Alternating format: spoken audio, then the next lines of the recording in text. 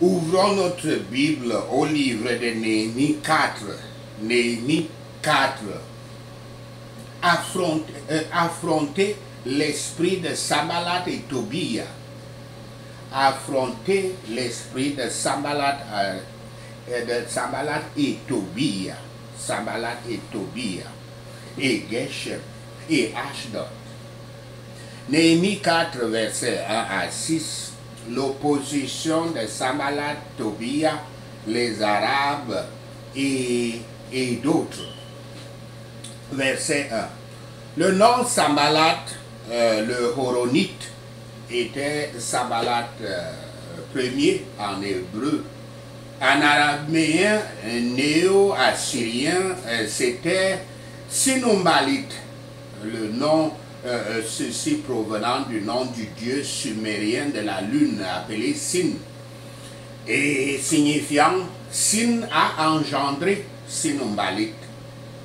Il était un dirigeant samaritain et un fonctionnaire de l'empire archéménide perse. Tobia était un fonctionnaire ammonite, peut-être un gouverneur du pays d'Amon, peut-être aussi d'origine juive, avec la fin de son nom qui finit par Ya, certainement, mais qui incitait les Ammonites à empêcher les efforts de Néhémie de reconstruire Jérusalem. Verset 2. L'armée de Samarie est présente, ce qui indique que Sanballat a une assistance armée à portée de main.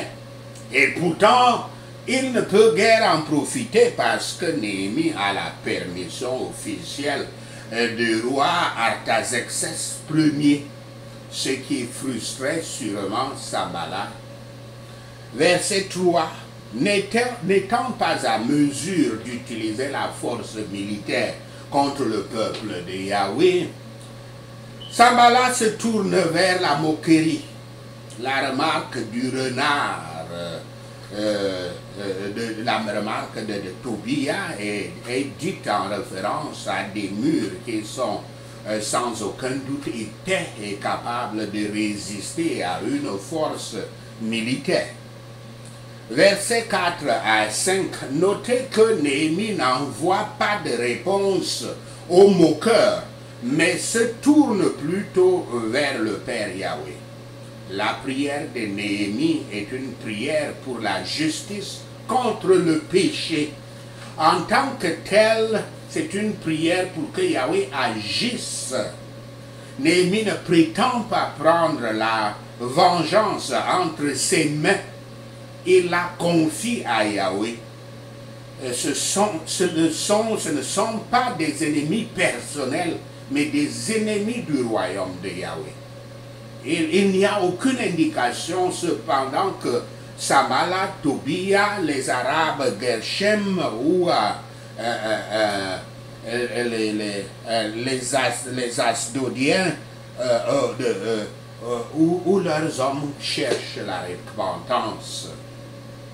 Beaucoup de bons travaux avaient été regardés avec mépris par des moqueurs orgueilleux et hautains.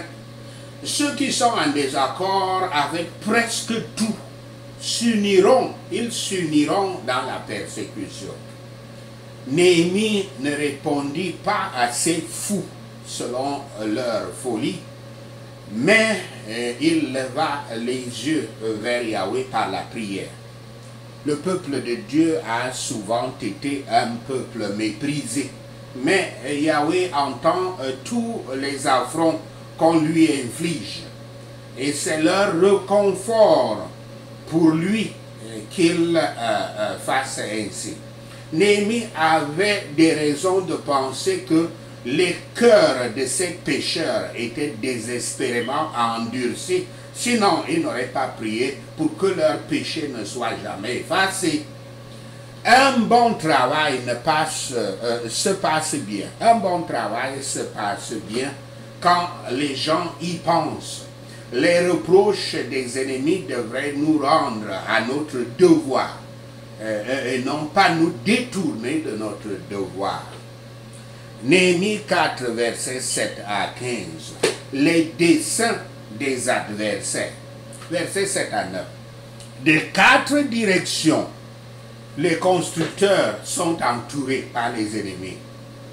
La Samarie au nord, les Arabes au sud, Ammon à l'est et Ashdod à l'ouest.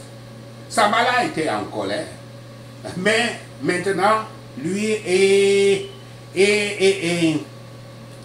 ses complices sont tellement furieux qu'il y a une possibilité d'agression armée. Versets 10 à 12. Le découragement des constructeurs est évident, peut-être à cause de la menace décrite au verset 7 à 9. Il semble aussi que les Juifs vivant dans les villages voisins prennent les menaces et la propagande des ennemis et les répètent aux travailleurs. Peut-être que les ennemis soufflent des mots sur leurs plans les plans qu'ils sont en train de faire.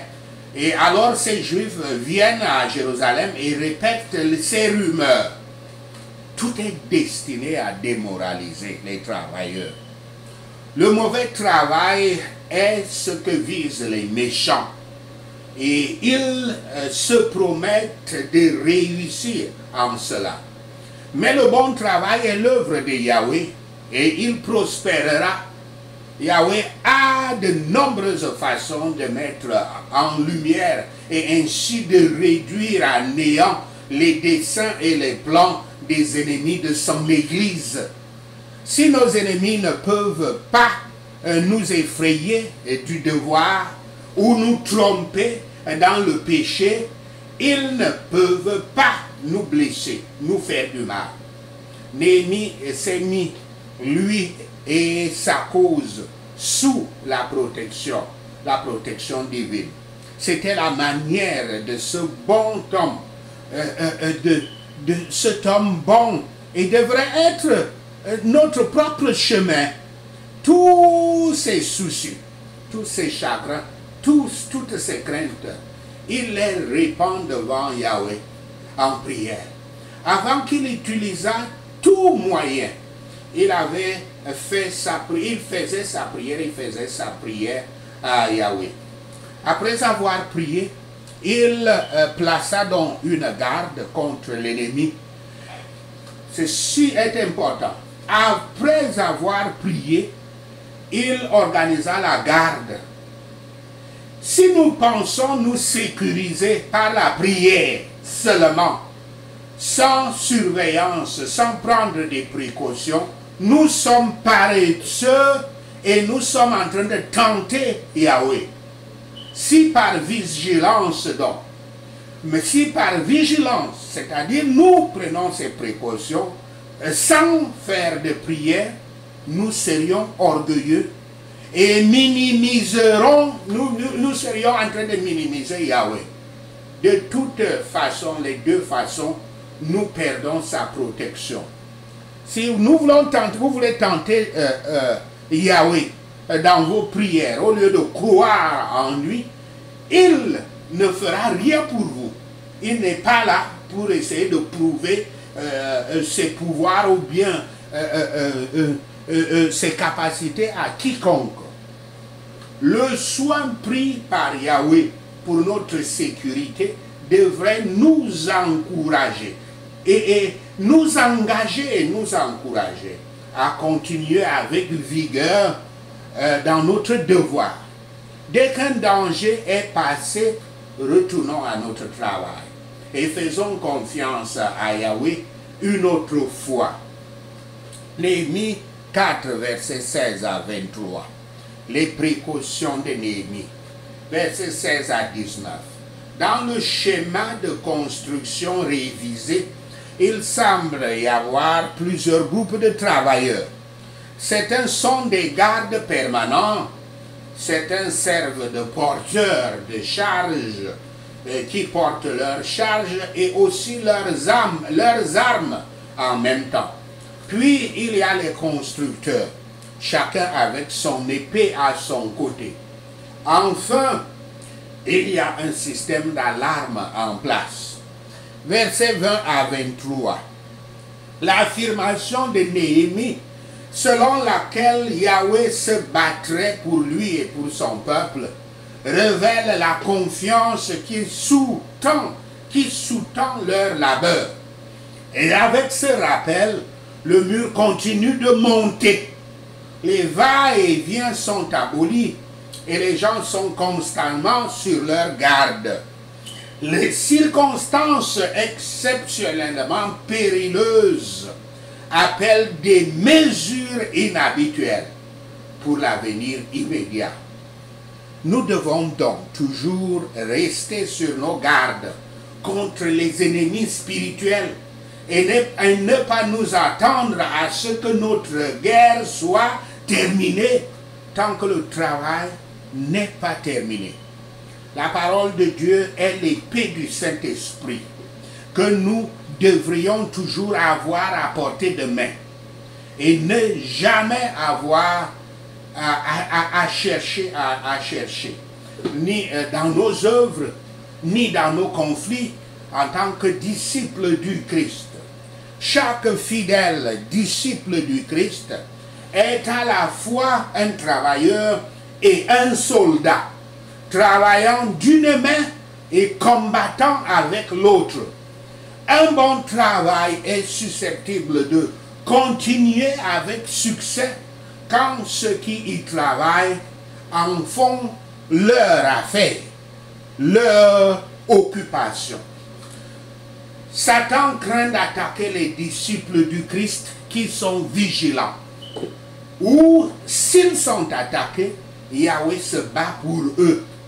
Ainsi, nous devons attendre la fin de la vie, ne jamais nous dépouiller de notre armure jusqu'à ce que notre travail et la guerre soient terminés. Alors nous serons accueillis au repos et à la joie de notre Seigneur. Maintenant, comment affrontez-vous l'esprit de Sanballat et Tobia? C'est quoi l'esprit de Sanballat et Tobia? Parce que nous allons toujours prier, parmi les nos points de prière, nous allons souvent prier contre l'esprit de Sanballat et Tobia. Nous devons savoir ce que c'est que ces démons. Chaque fois que Yahweh vous appellera à construire sa maison, son église, et ne voyez pas l'église sur... l'église, ce n'est pas les prières. L'église, c'est l'assemblée. L'assemblée de Dieu, l'assemblée des hommes de Dieu. C'est ça la définition de ecclésias en langue grecque. Donc, chaque fois que Yahweh vous appellera à construire sa maison, cela viendra avec une opposition. Cela s'accompagnera d'une opposition. Ce n'est pas que Yahweh envoie une opposition. Sanballat est un ennemi du renouveau. Et il apporte une forte opposition à ce que Yahweh veut construire. Vous comprenez donc que Sanballat est un esprit de Satan. Sanballat est un persécuteur, une critique qui porte de fausses accusations contre le travail et les gens qui mettent la main à la charrue. Et Sanballat rassemblera les d'autres personnes à l'opposition contre vous quand vous travaillez à construire l'église de Yahweh. Comme Tobia et Geshem, les Arabes, et les Asdodiens, les Cananites, comme il a fait contre Néhémie. Le but de l'esprit de Sanballat et Tobia est de vous décourager, de vous faire abandonner ce que Yahweh vous a appelé à faire. Ce sont des démons qui luttent contre les appels des ministres de Dieu. La mission primordiale de cet esprit est de contrecarrer le travail de Yahweh, en combattant et en décourageant les aides, les assistants que Yahweh envoie pour aider et compléter et finir le travail. C'est un esprit de jugement, un esprit moqueur, un esprit jugeur, un esprit moqueur, insidieux, et qui, encore une fois, vient parfois dans des vêtements de mouton, alors que c'est une tête de loup qui est devant dans cette peau de mouton-là. Quelqu'un qui est tapis dans cet esprit peut même offrir de venir à vos côtés pour vous aider. Mais ses intentions sont de venir saboter et de démolir et non pas de construire construire le mur figuratif que Yahweh vous appelle à construire autour de son église, autour de son temple. Et vous savez que vous-même, vous êtes un temple de Dieu. Donc, ils sont là pour s'opposer à ce que vous puissiez construire un mur autour du temple de votre âme. Comment traitez-vous avec un esprit aussi subtil, perfide, méchant et jugeur que cet esprit de Sanballat et Tobia? Eh bien, vous faites ce que Néhémie a fait en 5 points que j'ai pu lister. Premièrement, faites confiance à Yahweh. Quand Sanballat, Tobia, Geshem, Asdod avaient entendu que Néhémie a construisait un mur, ils étaient furieux. Ils avaient immédiatement commencé à juger et à accuser Néhémie dans Néhémie 2, verset 19. Néhémie dépend de Yahweh et croit en sa parole. Il a la foi et il s'engage à obéir à la parole de Yahweh malgré l'accusation et les interrogations les questions de Sanballat, les questionnements de Sanballat. Deuxièmement, affronter cet esprit maléfique avec la parole de Dieu. Néhémie était si confiant en son Dieu, si sûr et si certain que Yahweh lui avait dit de construire ce mur, qu'il répondit à leurs accusations dans Néhémie 2, verset 20. Je cite: le Dieu des cieux nous fera prospérer. C'est pourquoi nous, ses serviteurs, nous lèverons et nous bâtirons. Mais vous n'avez ni portion, ni droit, ni mémorial à Jérusalem. Fin de citation. Troisièmement, ne laissez pas cet esprit vous arrêter ou vous distraire. Néhémie et son peuple avaient continué de construire le mur. Sanballat et son peuple et ses gens et ses complices, son groupe, avaient continué d'essayer de les distraire et de les arrêter. Pendant ce temps où Sanballat tissait ses tours et planifiait ses complots, Néhémie était concentré sur la construction du mur. Jour après jour, quand cela semblait facile et quand cela était dur, il n'avait pas démissionné, il n'avait pas arrêté. Quand Sanballat revint 4 fois pour demander une rencontre avec Néhémie, Néhémie lui donna exactement la même réponse. Néhémie, dans Néhémie 6, verset 3, dit, je cite: « Je fais un grand travail, de sorte que je ne peux pas descendre. Pourquoi l'œuvre cesserait-elle pendant que je la quitterai et que je descendrai vers vous ?» Fin de citation. Quatrièmement, priez pour vos ennemis. Remarquez que Néhémie n'est pas frustré par Sanballat et sa folie.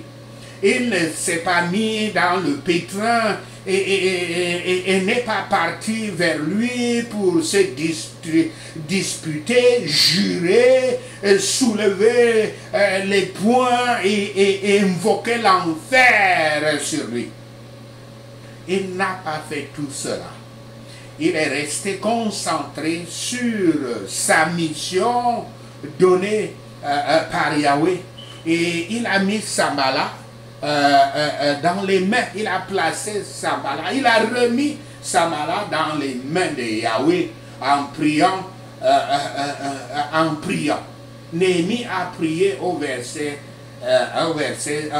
chapitre 6, verset 14, en disant: souviens-toi, ô mon Dieu, de Tobia et de Sambala et de leurs œuvres.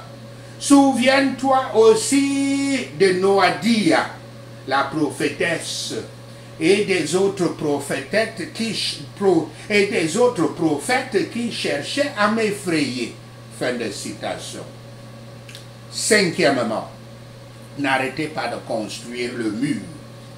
Parce que Néhémie y est resté concentré et n'a pas laissé Sambala et ses complices le distraire ou l'amener à démissionner. Il a fini le mur. Il a terminé le mur. C'est ce qui compte. Néhémie a terminé le mur. Il a terminé la tâche. Il a fait son devoir. Il a accompli sa mission que le Père Yahweh lui a confiée. Yahweh a donné à chacun de nous un mur figuratif à construire. Cela signifie que Dieu vous a donné quelque chose à faire, à travailler, à accomplir pour sa gloire. Le plus grand mur personnel à construire est votre armure spirituelle. Ce ne sera pas facile. Vous allez avoir quelques Sambala et Tobia et Gershom et Asdod qui viendront à vos côtés en opposition à ce que vous faites. Ne faites jamais l'erreur de faire les premiers pas contre l'esprit de Sambala et Tobia. Souvenez-vous toujours de Job. Job 41, il faut le lire. Vous ne savez pas quelle est la puissance, quels sont les démons qui sont derrière vos ennemis. Par conséquent, n'allez pas vers eux pour dire que vous allez régler leur compte. Vous ne savez pas quel démon il y a derrière eux. Et Dieu dit dans Job 41 que lui seul est capable de vaincre, de détruire le dragon. Ne faites donc jamais cette erreur de faire les premiers pas contre l'esprit de Sambala et Tobia sans d'abord demander à Yahweh de vous soutenir. Comme Néhémie, vous devez laisser le Père Yahweh vous guider dans votre réponse à vos ennemis. Aussi, n'arrêtez jamais de construire le mur que Yahweh vous a donné de construire. Ne démissionnez pas, ne vous arrêtez pas, n'abandonnez pas. Terminez ce que Yahweh vous a donné à faire. Sachez ceci et le Seigneur Yahweh vous bénira. Amen. Allons-y à la section de points de prière. Mais disons d'abord ceci. Parce que nous allons prier contre cet esprit de Sambala et Tobia. L'ennemi de nos aides, de nos assistants, l'ennemi de ceux qui viennent pour nous aider, est connu comme l'esprit de Sambala et Tobia. Dans Néhémie 2, verset 10. Ils combattent nos assistants jusqu'à ce que nous échouons, afin qu'ils puissent jouir du vilain plaisir de se moquer de nous. Ça, c'est, vous rencontrez l'esprit de Sambala dans tous les sorciers. Les sorciers sont des gens qui jouissent quand d'autres personnes échouent. Leur grand plaisir, c'est de pouvoir se moquer des autres. Et Dieu seul sait que cet esprit est parfois prévalent dans tout un pays, surtout les pays qui sont gagnés, qui sont envahis par les démons. So, ils combattent nos assistants, nos aides pour que nous échouons, afin qu'ils puissent jouir du vilain plaisir de se moquer de nous. Ce sont des puissances qui ne veulent pas voir prospérer et qui ne permettraient à aucune autre personne de fournir une quelconque forme d'assistance pour qu'il y ait une réussite. Les plus méchants de tous nos ennemis, je peux les lister: les ennemis partiels, les ennemis tueurs, les ennemis triangulaires, les ennemis envieux, les ennemis gênants et limiteurs, les ennemis tueurs du destin, les ennemis moqueurs, les ennemis domestiques, familiaux, les ennemis environnementaux, les ennemis territoriaux, les ennemis déguisés et masqués, les ennemis avaleurs et tout consort. Ils sont nombreux. Ce sont les ennemis de nos assistants, les ennemis qui s'attaquent à ceux qui viennent nous porter de l'aide, du secours. Prions. Écoute-moi, Père Yahweh, car je suis méprisé par l'esprit de Sambala et Toubia, au nom de Yahshua le Messie. Seigneur Yahweh, retourne leurs insultes sur leur propre tête, au nom de Yahshua le Messie. Quiconque est formé pour s'opposer à mes serviteurs, à mes aides, Père Yahweh, donne-le comme pillage dans un